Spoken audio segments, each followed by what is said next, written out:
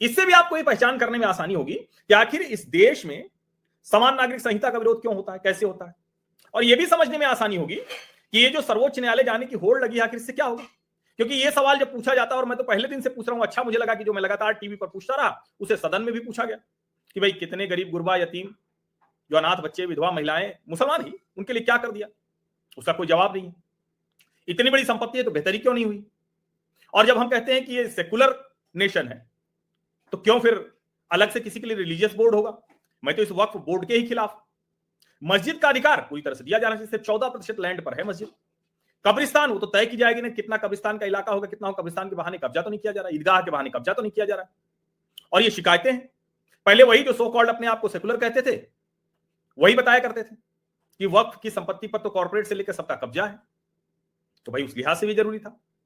कई मुस्लिम संगठन, कई मुस्लिमों के इदारे अलग अलग वो सब कह रहे हैं कि भैया ये तो नहीं चलेगा। अजमेर शरीफ की दरगाह के जो चिश्ती हैं उन्होंने भी कहा, तो उनको इमरान मसूद ने कह दिया कि बीजेपी की दलाली बंद कर दे। यहां तक ये मामला पहुंच गया है। और इसीलिए समझना जरूरी है कि एक तरफ तो इस्लाम में भाईचारा अखिलेश यादव बताते हैं, कहते हैं पीडीए बांटेगा। ममता बनर्जी के राज में कोलकाता में जुमे की नमाज के बाद इसका विरोध होता है, रामनवमी का भी विरोध होता है। तो सर्वोच्च न्यायालय जाने से लेकर सदन में विरोध करने से लेकर सड़क तक जो कुछ भी हो रहा है, इसको बहुत अच्छे से समझे जाने की जरूरत है।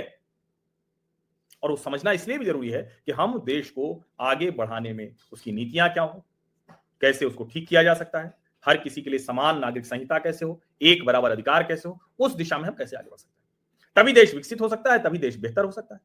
अगर हम इस तरह से रिलीजियस बेसिस पर, मजहबी आधार पर अलग अलग लोगों के लिए अलग अलग तरह के छूट, अलग अलग तरह की रियायतें वो सब देते रहेंगे, प्रिविलेज देते रहेंगे, सुविधाएं देते रहेंगे, तो वो तो काम नहीं करने वाला।